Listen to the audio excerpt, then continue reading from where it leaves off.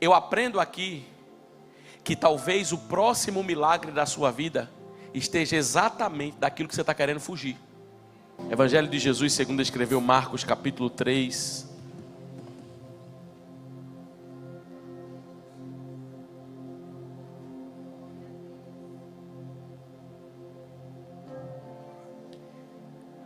Está escrito a palavra do Senhor. De novo Jesus entrou na sinagoga. E estava ali um homem que tinha uma das mãos ressequida. E estavam observando Jesus para ver se o curaria. Para ver se curaria aquele homem no sábado, a fim de o acusarem. Jesus disse ao homem da mão ressequida: vem para o meio, vem para o meio. Versículo 4. Então lhes perguntou: é lícito nos sábados fazer o bem ou fazer o mal? Salvar uma vida ou deixar de morrer? Mas eles ficaram em silêncio. Versículo 5. Então Jesus, olhando em volta, indignado e entristecido com a dureza de coração daquelas pessoas, disse ao homem: estenda a mão. E o homem estendeu a mão e ela lhe foi restaurada. Aleluia. Pai, aqui está a tua palavra. Fala conosco nesta noite. É no nome de Jesus que nós oramos. E também já te agradecemos por tudo, em nome de Jesus. E você diz, você pode assentar. Deixa eu lhe falar algumas palavras. A Bíblia vai contar no Evangelho segundo escreveu Marcos, capítulo 3, Mateus, capítulo 12, Lucas, capítulo 6, a mesma história acerca do mesmo homem. Me dê alguns minutos da sua atenção e eu quero ministrar uma palavra ao seu coração. Esse homem é o homem conhecido como o homem da mão ressequida, da mão seca. Segundo os evangelhos, nós entendemos e descobrimos qual a mão que desse homem não funciona, é a mão direita. Mão direita significa força, mão direita significa vigor, mão direita significa essencial para aquilo que a gente faz. Agora me entenda, nós estamos falando num tempo onde não havia teletrabalho, não havia home office, não havia trabalho remoto.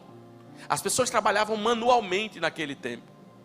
Se a Bíblia está me dizendo que existe um homem que tem uma das mãos que está atrofiada, que está seca, que está ressequida, que não pode trabalhar e nem pode produzir, se a Bíblia está me dizendo isso aqui, a Bíblia está me dizendo que esse homem não tem trabalho, que esse homem está passando muitas dificuldades na sua vida, e além de tudo, existe uma deficiência no seu corpo. Aí a Bíblia vai dizer, e é interessante isso, que novamente Jesus vai entrar na sinagoga, Isso aqui é só um parêntese, a título de uma guisa introdutória, para nós entendermos alguma coisa. Porque o ambiente que Jesus está entrando, se você ler Marcos capítulo 3, você vai ver que Jesus está entrando novamente. Mas se você ler Marcos capítulo 2, versículo 23, que antecede o sábado que Jesus entrou na sinagoga, você vai ver que o Jesus que está entrando de novo, está entrando num ambiente que não é tão fácil de entrar.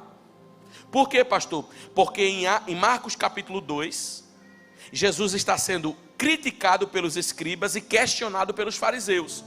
Isso tudo acerca do jejum. Só que em Marcos capítulo 3 a Bíblia vai dizer: outra vez entrou Jesus. Pastor, eu não estou entendendo. Jesus sabia que ele ia encontrar resistência nesse ambiente. Jesus sabia que ele ia encontrar pessoas que não estavam de acordo com aquilo que ele estava fazendo, mas ele não deixou de ir.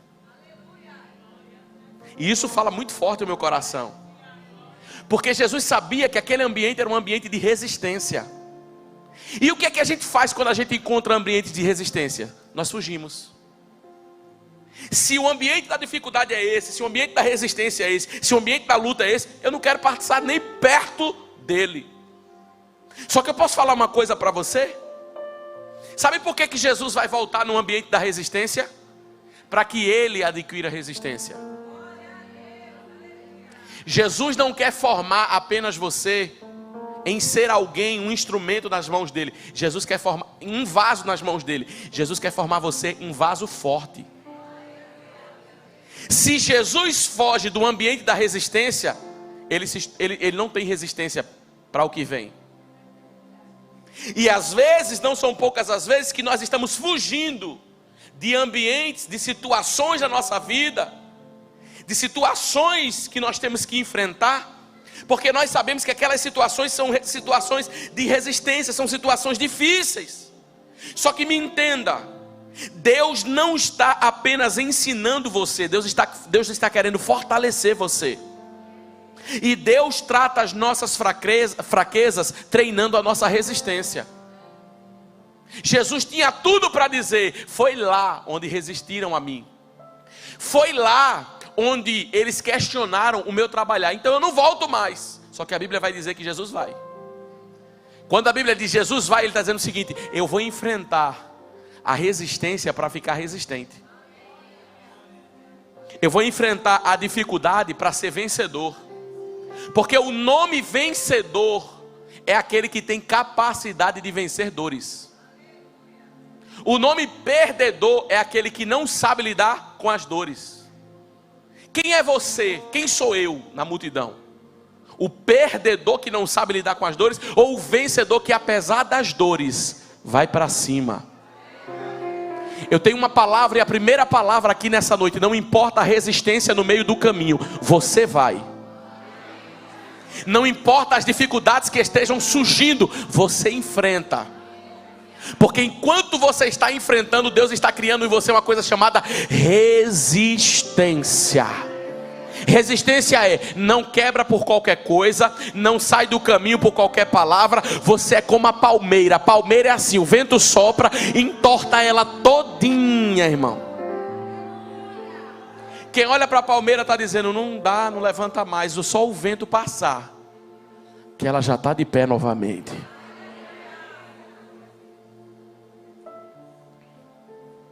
Jesus não abandona o propósito porque encontrou resistência. Eu aprendo aqui que talvez o próximo milagre da sua vida esteja exatamente daquilo que você está querendo fugir. Eu aprendo aqui que o milagre que Jesus vai fazer era num ambiente que ele teve a opção de não ir. E se ele não vai, não tem um ambiente onde o milagre vai acontecer. Então talvez daquilo que você esteja querendo fugir, daquilo que você não esteja querendo enfrentar, daquilo que você esteja preocupado: eu não sei como lidar com isso, eu não sei como fazer isso. Tem uma palavra de Deus para você: vai de novo, enfrenta de novo, luta mais uma vez. Porque aquilo que você está tentando fugir, exatamente na área que você está tentando fugir, seja a área que Jesus está querendo operar um grande milagre na sua vida. Sabe o que eu acho interessante? Olha o que o capítulo 3, versículo 1 diz. De novo Jesus entrou na sinagoga. De novo Jesus entrou na... Marcos 3, vamos filho? Marcos 3. De novo Jesus entrou na... E estava ali o que, irmão? Fala mais forte. Estava ali o que? Se eu leio Marcos 3 e digo assim: defina Marcos 3, eu vou definir o seguinte: o homem da mão ressequida. Se eu leio Marcos 3 e tenho que definir rápido, eu vou dizer mão ressequida, deficiência. Só que Jesus não. Jesus diz assim: entrou na sinagoga e estava ali porque antes da doença Jesus veio doente.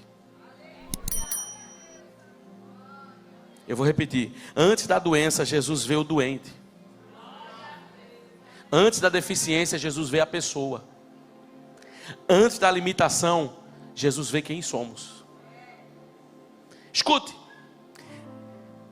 eles definiam aquele homem pela enfermidade que carregava.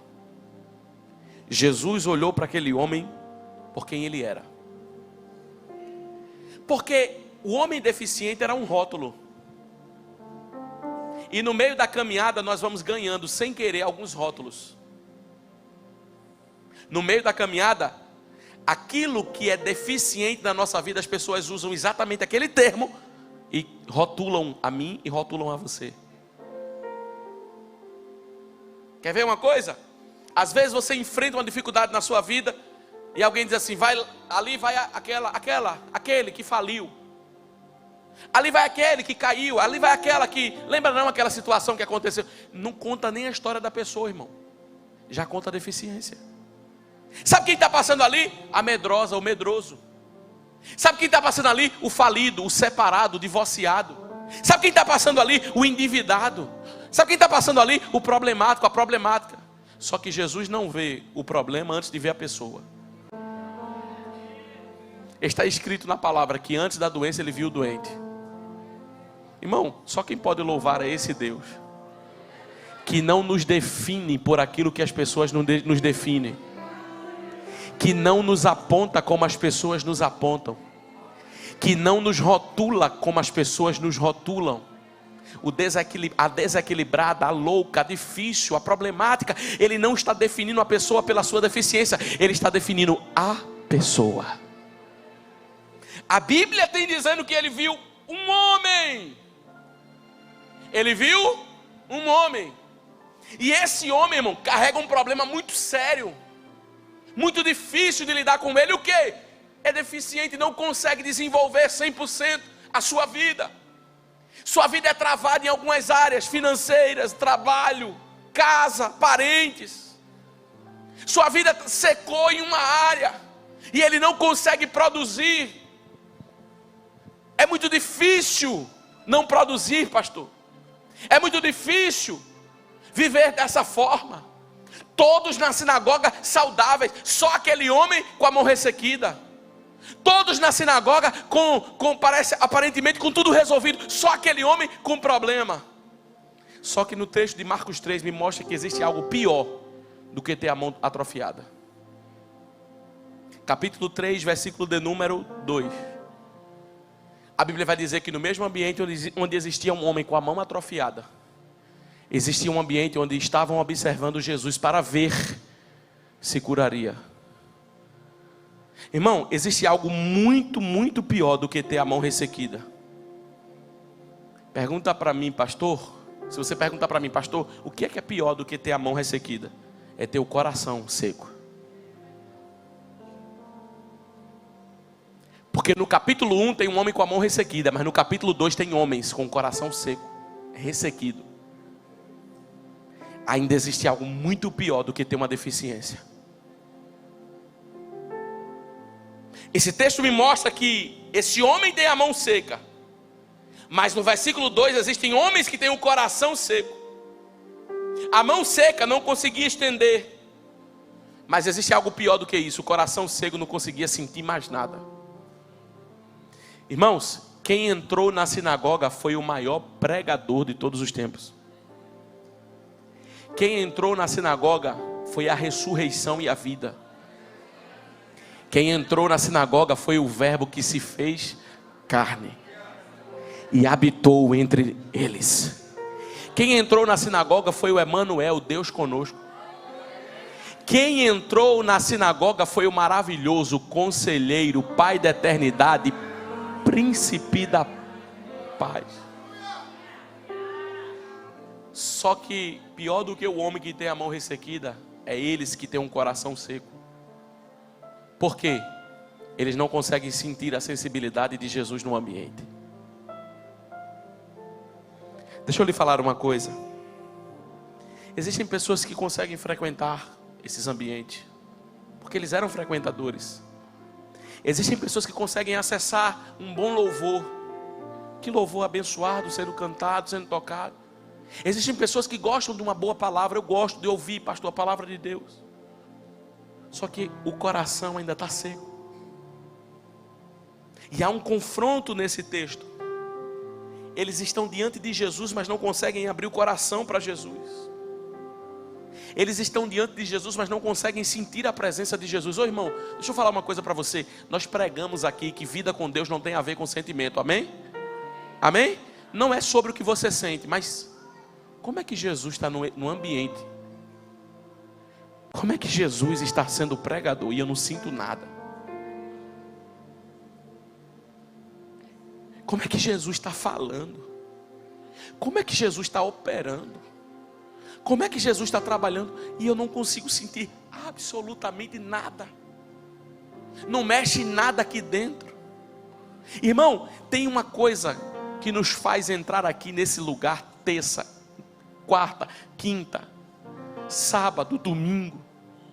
Existe algo que nos motiva muito mais do que uma obrigação religiosa. Porque se eu não for no domingo, a minha mente vai me acusar que eu não fui para a igreja. Deus não te chamou para frequentar a igreja, Deus te chamou para ser igreja. Posso falar uma coisa para você? Existe na vida desse homem um sentimento, um pensamento, desses homens, que dá para conviver com Jesus no mesmo ambiente sem sentir nada. Apesar do evangelho não ser sentimento, apesar do evangelho não ser aquilo que nós sentimos, só que quando Jesus está no ambiente é impossível não ser tocado por Ele. Irmão, eu oro por uma geração que tem um coração quebrantado. Eu oro por uma geração que tem um coração contrito. Não existe nada pior do que um coração endurecido. Jesus olhou para eles e disse no texto, está escrito no texto, Jesus se entristeceu com a dureza do coração. Tem uma coisa que faz Jesus se entristecer, é quando Ele está no ambiente, mas a gente não se torna sensível ao ambiente. Existe um texto na Bíblia que diz, se hoje vocês ouvirem a voz do Senhor, não endureçais o vosso coração. Endurecer o coração nem sempre é não saber o que eu tenho que fazer. Tem gente com um coração duro que sabe o que precisa fazer, mas não consegue abrir o coração. Jesus não entrou na sinagoga apenas para dar uma oportunidade para um homem que estava com a mão ressequida, mas alguém que estava com o coração ressequido. Jesus não veio nessa noite só para resolver um problema de deficiência em alguma área da tua vida. Ele veio nessa noite para te tornar fazer sensível de novo. Irmãos, que Deus nos livre da insensibilidade, de perceber e de entender que Jesus está trabalhando na nossa vida e que Ele quer um espaço na nossa vida. É terrível pensar que você está em casa e tem alguém na porta da sua casa tocando a campainha. Imagina alguém tocando a campainha da sua casa. Primeira coisa que você faz, abre ali. Se você não puder abrir, a pessoa toca de novo, gente, abre ali. A pessoa toca de novo, você está agoniado porque tem alguém esperando. Agora, o mais grave de tudo isso é, e deixar Jesus esperando. Abre comigo Apocalipse 3:20, por favor. Abre comigo aí, Apocalipse, o último livro da Bíblia, 3:20. Jesus está dizendo assim, eu estou à porta aí. Eu estou à porta aí. Se alguém ouvir a minha voz e alguém abrir a porta. O mais impressionante desse texto não é Jesus dizendo que vai entrar. O mais impressionante desse texto é Jesus dizendo que está esperando faz tempo. Porque se Ele está à porta, significa que Ele não entrou. E quando Jesus fala de Apocalipse 3:20, Ele está falando de uma igreja. Existem lugares, a igreja era para Jesus estar dentro dela, mas Ele estava fora. Porque não são poucas as vezes que nós pensamos, não pastor, mas eu creio em Jesus, não pastor, mas eu sigo Jesus, não pastor, mas eu creio. Não é suficiente, você precisa abrir a porta. Você precisa deixar Ele entrar. Você precisa deixar Ele tomar o controle da sua vida. Você precisa deixar, não o ditado que o mundo canta e prega, deixa a vida me levar, não. Como é que você está? Estou como Deus quer. Não, como Deus quer não. Porque Jeremias, capítulo 29, versículo 11, Jesus diz, eu sei os planos que eu tenho para você. São planos de paz e não de mal, para dar a você um fim que você deseja. Irmãos, que nós não nos tornemos insensíveis. Porque pior do que ter uma deficiência é ter o coração deficiente. Pior do que carregar uma marca na sua vida é carregar um coração que não consegue mais ser sensível à voz do Espírito Santo de Deus. Por isso, a minha oração é: perdoa o meu coração das vezes que eu errei sem perceber. O proverbista, no livro de Provérbios, ele diz assim: quem é capaz de discernir os seus próprios erros? Sabe o que significa isso? A gente erra sem nem saber que está errando. Só que Deus te trouxe aqui nessa noite para dizer: abre o coração, tira toda a resistência do teu coração, porque eu quero fazer uma grande obra. A Bíblia vai dizer que Jesus olha para aquele homem e diz assim: levanta-te. Versículo de número 3: levanta-te e vem para o meio. Escuta comigo.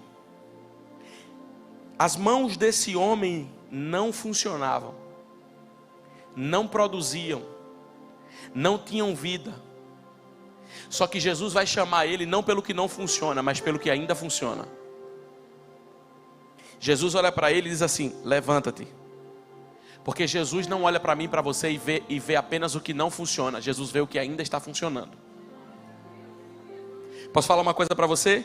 Existem áreas da nossa vida que podem até ter secado, mas existem outras que ainda estão com vida. Jesus olhou para aquele homem e disse: vem para o meio. Sabe por quê? Ainda tem 2 pés. Vem para o meio, ainda tem coração.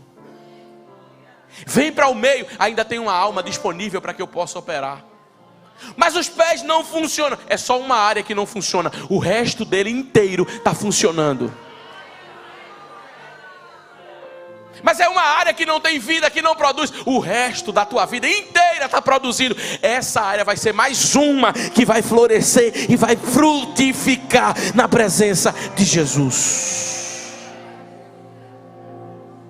Quando ele vem para o meio, Jesus olha para ele, segundo o texto do versículo 5, e diz assim: estende a mão. Porque era comum naquele tempo o homem que tinha a mão ressequida andar com ela por dentro, andar com ela escondida. Só que Jesus olha para aquele homem e diz: eu vou restaurar você, eu vou mudar a sua história. Só que eu quero que você estenda a sua mão. Estender é o contrário de esconder. Porque Jesus não vai tratar as nossas feridas e as nossas deficiências se todos os dias nós escondermos para Ele o que precisa mostrar. Irmão, não importa o grau de problema, de dificuldade, de adversidade, de esconder, de afastamento. Se você tem coragem de mostrar e não esconder, a restauração de Deus para você. A restauração de Deus para sua casa. A restauração de Deus para sua família. O problema é, a mão está ressequida, mas ele está escondendo. Jesus chega para ele e diz: eu não quero que você esconda, eu quero que você exponha. E não é expor para os outros, não é colocar na rede social para todo mundo ver aquilo que você mesmo tem problema, você mesmo tem defeito. Não é sobre isso. Eu quero que você mostre para mim.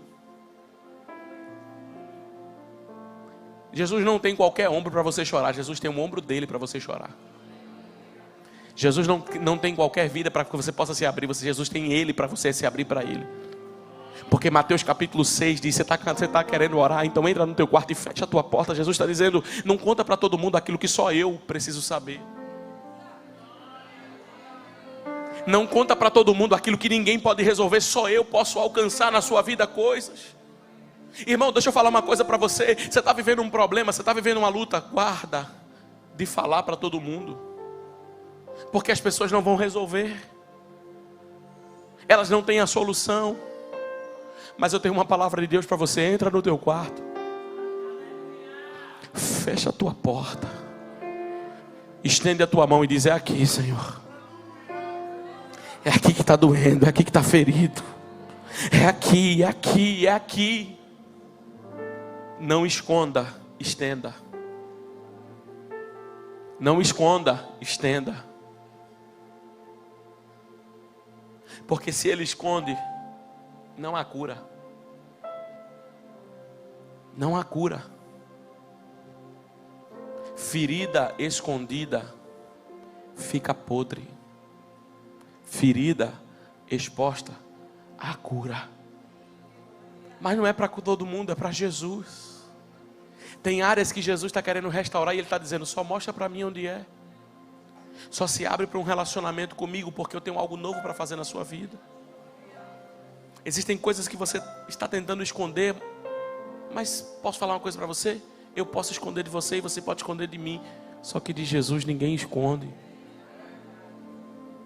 O Salmo 139 diz: Senhor, tu me conheces e me sondas. Você sabe aquele exame que o médico tem que passar para saber se tem alguma coisa dentro? Exames mais específicos, raio-x, tomografia, sonda, para passar e saber o que tem lá dentro. Jesus já tem essa sonda há muito tempo. Porque o Salmo 139 diz que nenhuma palavra chegou na sua boca, mas tudo em você Ele já conhece. E por que não mostrar para Ele? E por que não dizer para Ele: é aqui, a minha ferida é aqui, o meu problema é aqui. Pastor, por que eu preciso mostrar? Porque se você esconde, você não consegue encontrar uma cura, encontrar uma restauração. Mas se você expõe a cura de Deus para você, deixa eu lhe falar algo, e eu começo a encerrar. Quando Jesus vai entrar na sinagoga, Jesus está entrando como convidado. Em Lucas, no capítulo 4, vai dizer que quando Jesus entrou na sinagoga, como convidado, foi lhe dado o livro da lei para que ele pudesse ler. Lucas capítulo 4 vai dizer que ele pega o livro da lei e faz a leitura. E o que é que Jesus lê em Lucas capítulo 4? O Espírito do Senhor está sobre mim. O Espírito do Senhor me ungiu para proclamar liberdade aos cativos e restaurar a vista dos cegos e pôr em liberdade os oprimidos. Quando Jesus termina de fazer a leitura do livro, ele encerra aquele capítulo, e o chefe da sinagoga, ele pega o capítulo onde Jesus encerrou e fecha o capítulo. Por quê? Para no próximo sábado não repetir o mesmo capítulo. Ele vai encerrar o capítulo para começar outro no próximo sábado, na próxima reunião. Nessa reunião aqui, eles já tinham feito a leitura do capítulo. Só que antes de Jesus entregar o livro daquele capítulo, ele faz assim: pega a página do capítulo e vira. Por quê?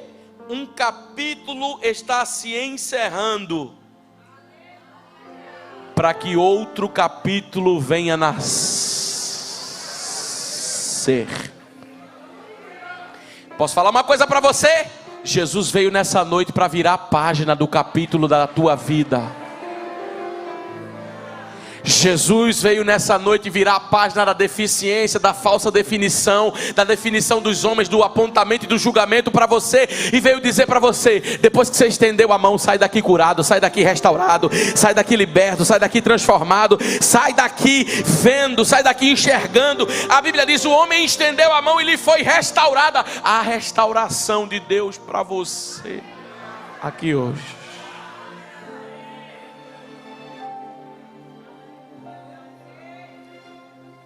Como pastor, quando Jesus convida aquele homem e diz assim: vem para cá, sai de onde você está, sai da condição que você está e vem para cá, o milagre não está mais na mão de Jesus. Está na mão de quem, pastor? Do homem. Porque nem sempre aquilo que nós vamos viver depende de Jesus. Jesus já fez a parte dele. Vem para cá, vem para perto, sai do canto e vem para o meio. Só que se aquele homem não aceita o convite de migrar desse ambiente onde ele está afastado de Jesus e vai para perto de Jesus, ele não vive o que está vivendo, a restauração. Posso falar uma coisa para você? O papel de Jesus nessa noite é só te convidar. E o seu? Aceitar o convite de Jesus. Quando Jesus chamou aquele homem para o meio, sabe onde ele estava? No canto da sinagoga. Jesus está dizendo: eu não quero mais você distante, eu não quero mais você afastado, eu quero você perto. perto, perto, perto, perto. Quando Jesus diz vem para o meio, Ele está dizendo o seguinte: todo mundo vai ver. Por quê? Você andava cabisbaixo, envergonhado, entristecido com a sua situação. Que Jesus está dizendo para ele: eu vou devolver a sua dignidade de levantar a cabeça e erguer a sua cabeça diante dessa sociedade. Você não vai mais andar triste, cabisbaixo, olhando para baixo. Não, você vai erguer a sua cabeça nessa noite, porque Jesus te viu aqui e está dizendo: vem, vem, vem, vem. Feche os teus olhos que eu quero orar pela sua vida.